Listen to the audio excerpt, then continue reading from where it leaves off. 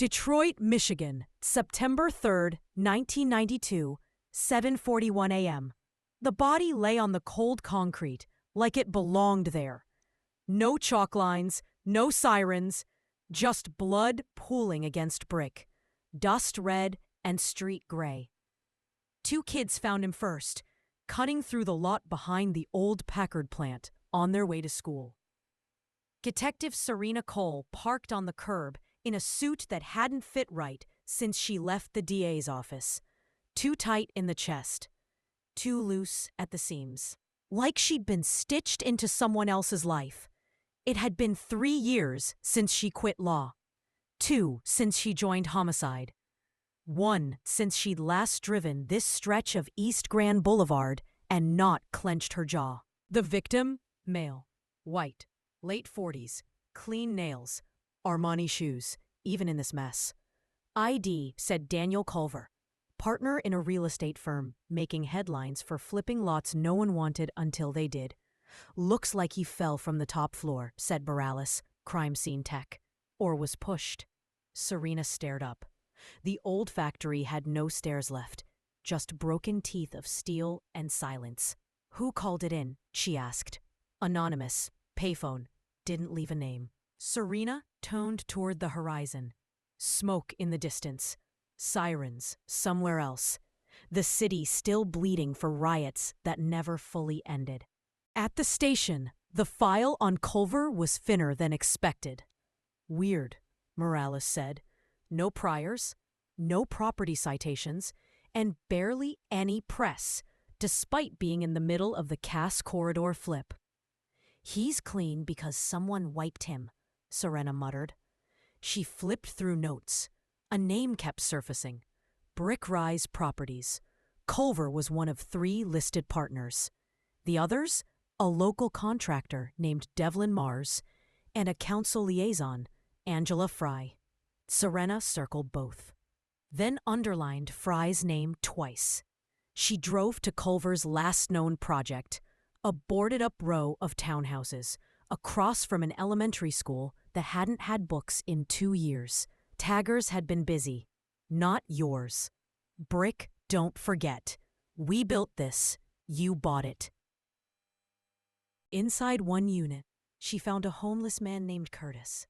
Said he saw a man in a gray coat arguing with Culver 2 nights ago. Voices were tight, real tense. I stayed quiet. Could you hear what they said? Curtis nodded. The white one, the one who's dead, said, you promised they'd be gone by now. And the other? Just said, streets don't run on contracts. Then left. Back in her apartment that night, Serena stared at the wall, pinned with old maps, rent string, case notes from past disappearances, most still unsolved. She opened a folder marked Case 14B, Sonia Bell, a community organizer who vanished 6 months prior. Last seen protesting a Brick Rise site. Same zone, same partners, same silence. Serena called a contact at the Free Press, asked for any off-record notes on Brick Rise.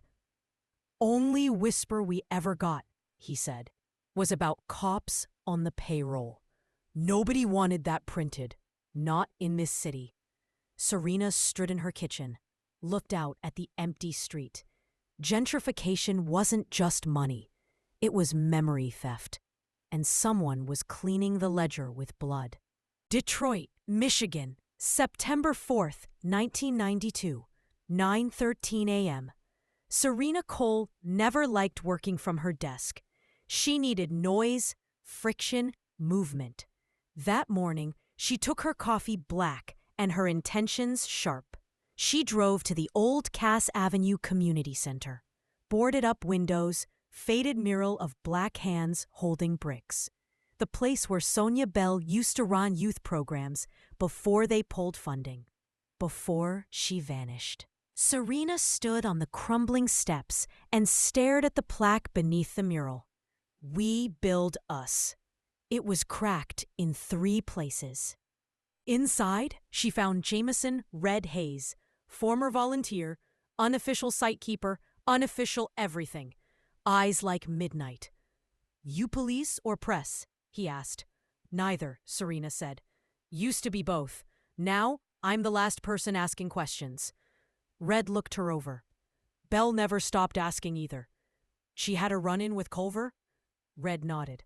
A week before she disappeared, he showed up here in a nice car, said her protests were dismantling future prosperity. What did she say? She laughed, told him brick don't bend. Back at the precinct, Serena ran Belle's name through the system again. Nothing new. No last location, no declared missing by family. Just gone. But one line stood out. Cited for unlawful assembly outside City Council, July 92. The complaint? Filed by Angela Fry. Angela Fry's office sat in the new government annex, all glass and beige, like the city was trying to forget it once had edges. Fry greeted Serena with a smile too polished. Detective Cole. Didn't know homicide was auditing politics now. Not politics, just property. Fry crossed her legs. Culver was ambitious, and ambition makes enemies. So does displacement. Fry's smile thinned. Look, this city's dying. We're just trying to keep some parts breathing. Sonia Bell was angry, and grief makes people reckless. You think grief makes people disappear? I think it makes them walk away. Serena stood, or get pushed. That night, Serena drove past a mural near 12th and Claremont. It had been repainted since the riots, now covered in corporate banners. But beneath one billboard, someone had sprayed over the bricks, "Sonia still speaks." Serena pulled into her garage, opened a folder. Inside, 3 other cases marked unsolved. All women, all activists, all last seen near brick rise projects. And on one flyer, barely legible, the signature corner scrawl, DSC. A street crew tag, or something else. She picked up her phone, dialed her old law contact. Tell me everything you know about DSC. Silence. Then, you still carrying? Serena paused. Yeah. Then don't go asking them face to face. Not unless you want to vanish too. Detroit, Michigan, September 5th, 1992, 8:02 p.m. The sun bled over the skyline like a wound that wouldn't close. Serena Cole sat in her car outside an old convenience store, tagged over with thick, looping graffiti. DSC. Same as the flyers, same as the walls, same as the warnings. She didn't need backup. She needed answers. Inside, a kid named Trayvon ran the register. 17 maybe. Gold tooth, quick eyes. I'm not buying smokes, Serena said. I'm looking for the crew that tags DSC. Trayvon gave a slow blink. Never heard of them. I used to defend people who lied better than you.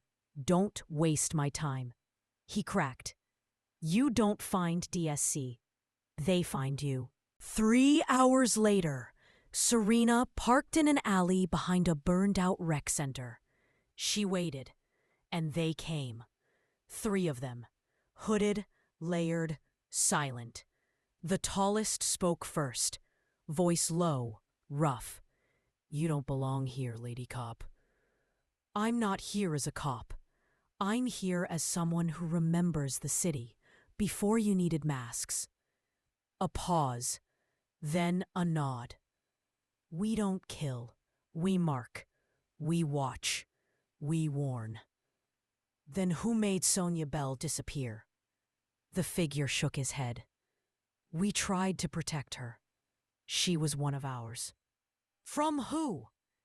Brick Rise, and the people behind them. Some of them wear suits, some wear badges. You have names? The figure handed her a photo. Sonia, smiling, arm around a woman Serena didn't recognize. She was tracking properties linked to a dummy LLC. Name on the papers, L. Baines. Back at her apartment, Serena dug into property records. L. Baines wasn't a person. It was an alias tied to shell companies registered in Nevada. Cycling back to Angela Fry, the pieces clicked. Fry filed the complaint against Sonia. Fry sat on the committee that cleared the land. Fry had motive and access. Serena called her old colleague from the DA's office. "You ever hear of a witness named Nina Rell?" Long pause. "She vanished 2 years ago. Sane zone. Tried to bring a case against Brickrise. Disappeared before deposition." Serena pulled out the photo from DSC. Same woman. She drove to the address Nina listed back then, boarded up, but the basement light was still wired. Inside, photos, maps, notes, red string on nails. The walls screamed one word: cover up. And at the center of the chaos, a taped note. "If I'm gone, they took me. If I'm dead, make them known." Signed, NR. Back at the precinct, Serena locked her office, drew a line across her caseboard. One side, Sonia, Nina, the other missing names. Other side, Culver, Fry, Brickrise. Between them, a river of dust. And in the middle, painted in ink and truth, DSC, Detroit, Michigan, September 6th, 1992, 10:11 a.m. Rain fell light but constant. The city looked rinsed but not clean. Serena Cole moved through the records office of the Wayne County Courthouse like she was chasing a ghost with receipts. Box after box of scanned permits, land use authorizations, and suspiciously neat grant approvals. Every time the trail got warm, it looped back to the same name, L. Baines, which led to Angela Fry, which led to brick walls and city silence. At her desk, Serena pinned a copy of Sonia Bell's final protest speech to her board. "They think demolishing a building erases who we were. But the dust remembers, and it sticks to everything." Underneath it, she placed a list of properties flipped by Brickrise in the last year. West Verner Library Lot, Hastings Public Housing Block, D. St. Luke Mission Chapel. All of them connected by one contractor, Devlin Mars. Serena visited Mars' office, a converted warehouse with security cameras and a front desk receptionist who didn't blink enough. "I'm here to speak with Mr. Mars. He's on a conference call. I'll wait." 30 minutes passed. Then Mars appeared, gray suit, orange tan, smile sharp as wet glass. "I assume you're here about Daniel Culver, and Sonia Bell, and Nina Rell, and every name your paperwork buried." "Detective," he said, unbothered, "this city was dead. We gave it CPR. You gave it an obituary. You can't prove a corpse was murdered if it's already buried." Back outside, Serena noticed her rear tire slashed. Quiet message. No signature. She took a cab back to the precinct. Inside her inbox, an unmarked envelope. Inside it, a Xerox of a signed confession. "I was paid to redact public filings for Brickrise projects. I was told it was for redevelopment expediency. But names started disappearing. Signed, E.W. She checked employee rosters. Elaine Woods, city clerk, vanished in May. That night, Serena met with Red Hayes again behind the old community center. He passed her a USB stick. "Don't ask how I got this. Just know it's real." She plugged it in back at her apartment. Files, audio clips, emails, and one video. Angela Fry in a conference room, Mars beside her, talking about clearance zones, controlled silence, public image, and then Sonia's name. "We need to neutralize the Bell problem." Serena hit pause. The air stopped moving. She stared at the board. Betrayal wasn't cold. It was burning. Detroit, Michigan, September 7th, 1992, 6:56 a.m. The rain had stopped, but Serena Cole felt soaked to the skin. Not from water, but from truth. The kind you can't wash off. She slid the USB into an envelope, sealed it, and tucked it into her coat. Then she dialed a number she hadn't used since leaving the DA's office. Carolyn? A beat. Then, Serena? I need a meeting with the state attorney's special review team. Quiet. Today. I don't know if... Tell them it's about the Bell case and that I'm bringing heat. 2 hours later, Serena sat in a cold government conference room under fluorescent lights that made everyone look guilty. She slid the envelope across the table. Inside, the video. Angela Fry, Devlin Mars, talking like kings. The committee took notes. One of them asked, "Is this admissible?" Serena leaned in. "It's explosive." Back on the street, Serena visited a condemned apartment on Linwood. The building had been empty for months, until DSC tagged it 3 times in 1 week. Inside, she found signs of life. Mattress, cans, a small file box. Inside the box, handwritten logs, daily notes, Nina Rell's handwriting. She was alive and close. The notes led her to an address in Highland Park, abandoned laundromat with a broken payphone out front. In the back room, a trapdoor. Serena went in alone. In the basement, Nina Rell. Thin, tired, alive. "You're the first face I've seen that wasn't trying to erase me," Nina said. "They tried to silence Sonia. Elaine, you, but your words stuck. I've got more." Nina handed her a stack of tapes. Conversations recorded from inside Fry's committee. Dates, names, strategy. "You gonna burn them?" "I'm going to publish them." That night, Serena met Ruth DeMarco, editor at the Detroit Metro Independent. Ruth listened to the first tape, then said, "We go live tomorrow, front page, with your name on the byline." "I don't want the credit." "You've already got the target." By morning, the headlines screamed, "City Hall tied to clearance zone scandal."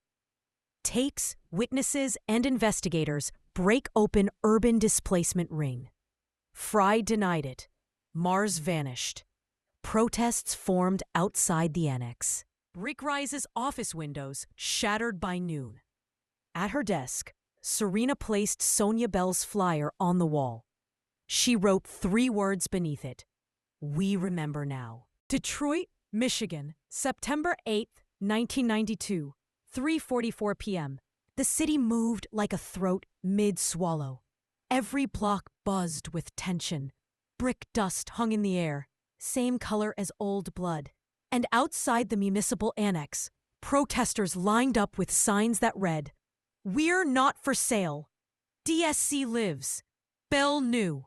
Serena Cole stood on the courthouse steps, a copy of the Metro Independent folded under one arm. Her name was on page 1. She hated that, but she stood tall anyway. A glass bottle shattered 2 blocks away. Heat was rising. Inside City Hall, Angela Fry faced cameras. Pearl necklace, tailor grid suit, and voice like varnish. "These allegations are false. The city's efforts have always centered on renewal and equity. We are being targeted by extremists who hate progress." Outside, someone threw a brick through the press room window. A reporter tweeted, "Progress bleeds." Serena met with Ruth DeMarco again at the paper. "The city's filing a suit to suppress the tapes," Ruth said, "claiming national security interests." Serena raised an eyebrow. "Against what? Graffiti?" "Against people remembering." Serena visited the Cass Corridor site where Sonia Bell last spoke. "You flyers stapled to poles, March Friday, bring your voice." She took one, folded it, kept it. That evening she found Devlin Mars, not in his office, in a warehouse near the old docks. Armed security, half-packed files. She waited, followed him after dark, caught him alone. Planning to leave? He didn't answer. "You buried people under buildings. You'll be next under rubble." He turned. "You don't have proof." Serena pulled out a recorder. "Say that again." He froze. She called Vaughn at Internal Affairs. "You want Mars? We've got him cold, warm enough to burn." Next day's paper read, "Developer faces indictment in city displacement scandal." Angela Fry was placed on administrative leave. DSC tags appeared on 12 new walls overnight. And someone painted Sonia Bell's face, 10 feet tall, on the side of the courthouse, looking down with eyes like fire. In her apartment, Serena stared at her wall. 6 photos moved from missing to found. Truth cost a lot, but forgetting cost more. Detroit, Michigan, September 11th, 1992, 11 a.m. The streets hummed, blocks pulsed with foot traffic. Car horns stuttered. Helicopters circled like crows. Serena Cole walked the front line of the march, between teenagers with bullhorns and elders in church clothes. Some carried signs, some carried memory. The banners read, "Cities ain't clean slates. No more names in the dirt. From brick to voice." Someone handed Serena a megaphone. She didn't ask for it, but she didn't hand it back. At City Hall, riot police formed a clean, silent wall. No smiles, no signals, just helmets and plastic shields. Serena stepped forward, spoke clear, no tremble. "You buried buildings, you buried names, but we are the ground you paved over. And we don't forget." The crowd erupted. The silence behind the shields cracked. An hour later, Internal Affairs issued a warrant for Angela Fry. A leaked memo exposed payouts to 6 city contractors and 2 council members, all traced to L. Baines, all signed off by Fry. That afternoon, Serena returned to her precinct. A younger detective nodded as she walked in. That hadn't happened before. On her desk, a note. "You made noise. Time to build now." Read. Beside it, a folded newspaper clipping. Photo of Serena. Bullhorn raised. Sonia Bell mural in the background. Caption, "From brick to voice." Back at home, she listened to the last of Nina Rell's tapes. The final message, Sonia's voice. "We don't ask to be saved. We ask to be seen. If they erase the bricks, then we write on the dust." Serena sat in silence for a long time. Then she picked up her pen and wrote one more name on her board. Hers. Detroit, Michigan, September 12, 1992, 2:06 p.m. Angela Fry crossed a line. Not in court, not in policy, but in ink. A memo Serena found buried in a stack of redevelopment plans filed weeks before Sonia Bell disappeared. The memo used coded language. Zone ready for cultural transition. Community presence manageable. Activist activities scheduled for neutralization. The memo had Fry's initials, and it was timestamped 24 hours before Sonia went missing. Internal Affairs froze accounts. City Hall staff resigned. A second protest formed outside the police HQ, this time chanting Serena's name alongside Sonia's. But inside the precinct, Serena stared at a new wall of red tape. Charges were being slowed. Evidence under review.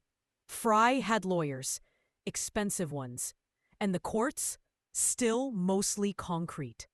Red Hayes met Serena near the Fisher overpass. He held out a list. More names.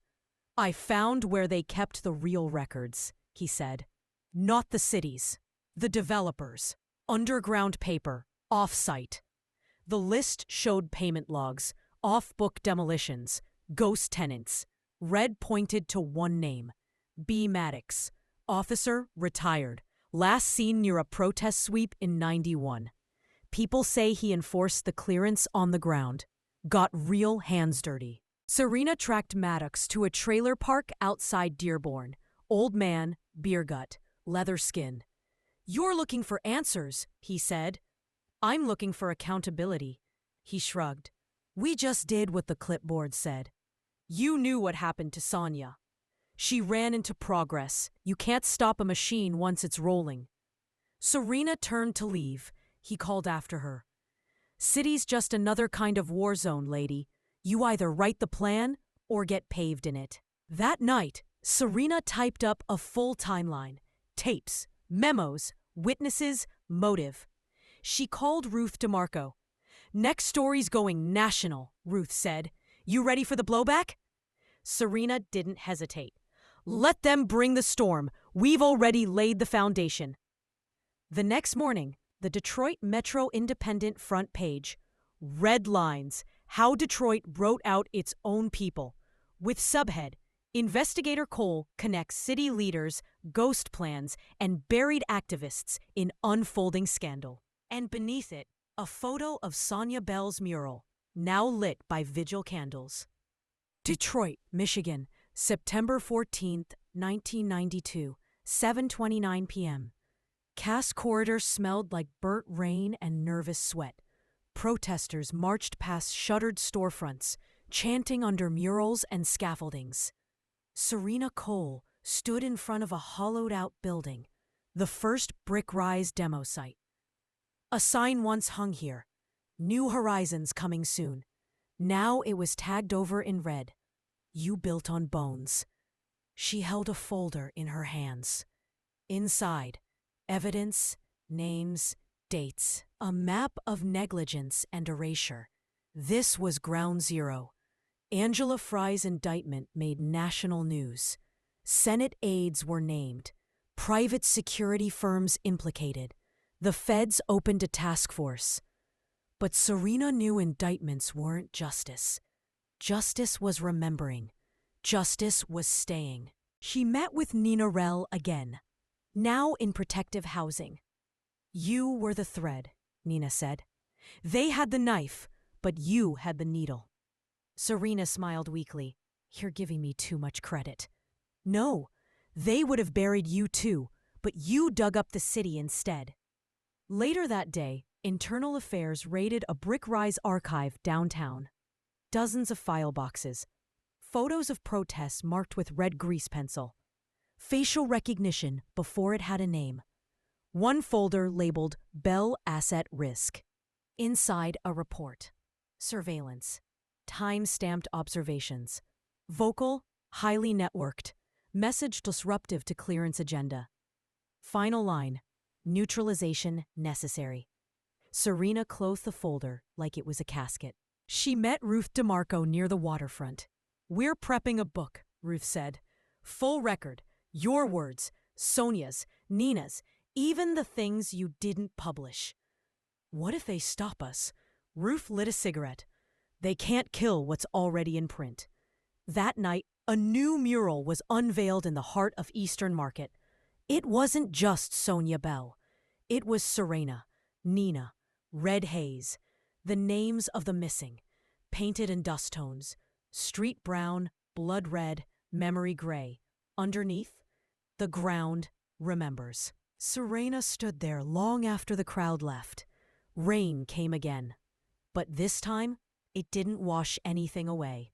Detroit, Michigan, September 16, 1992, 10:42 a.m.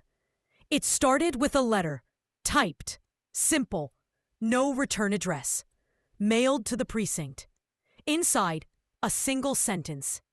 Thank you for seeing the city as it is, not as they sell it. Serena Cole placed it on her desk beside the last open case file. The mural had made the morning paper. DSC tags now appeared with hand-drawn wings, part defiance, part memorial. Brick dust never looked so alive. Angela Fry was officially indicted on 4 counts of criminal conspiracy, obstruction, and gross misconduct. Mars turned state's witness. A quiet line of resignations followed. But Serena didn't celebrate. She visited the Cass Community Center. The door was unlocked now. New boards, fresh paint. Inside, red haze sweeping. Nina Rell teaching teens how to map their own blocks. The city didn't heal, but it began to grow around its wounds. Back at the precinct, Sergeant Vaughn pulled Serena aside. You ever think about captain? She raised an eyebrow. I'm not interested in titles. Then what are you interested in? She glanced out the window. A protester walked by, holding a sign that read, "Brick by brick." Serena smiled, making sure the next one doesn't get erased. That night, she walked Grand River alone. Winds carried dust across the sidewalk. Faint laughter echoed from a block that used to be a silent zone. She stopped at a wall. Empty, untouched. She pulled a Sharpie from her coat and wrote 4 words, "We are still here." Underneath, she signed SC. The next day, the Detroit Metro Independent published its final column in the series. Memory is resistance, the city beneath the plan. And below it, in quiet script, dedicated to the missing, the silenced, the ones who still build, one brick, one voice, one truth at a time. Serena locked her board, tucked it away, not to forget, but to leave room for what comes next.